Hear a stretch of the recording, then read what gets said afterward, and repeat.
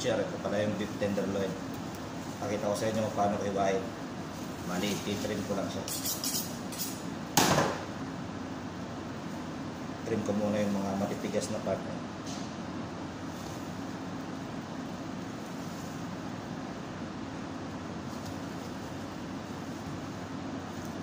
Yan. Kita nyo yung mga butcher.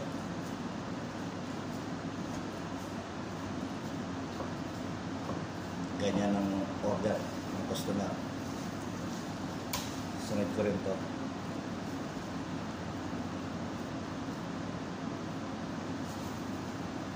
Bakbakin lang natin yung matigas na parts. Ganyan. Ganda pang stick yan mga butcher.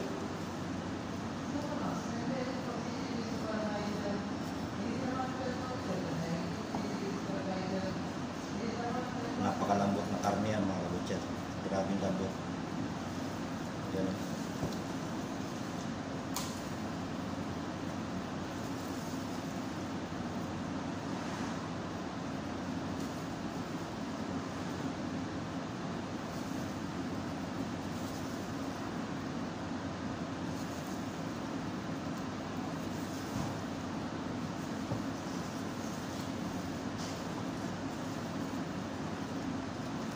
Kita niyo yan.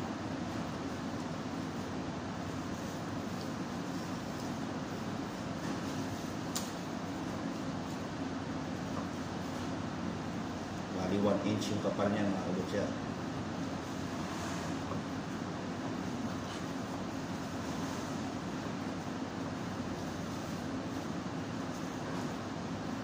Dami diba? Yan o. Hanggang dito na mga butcher. God bless. Sana may matutunan kayo.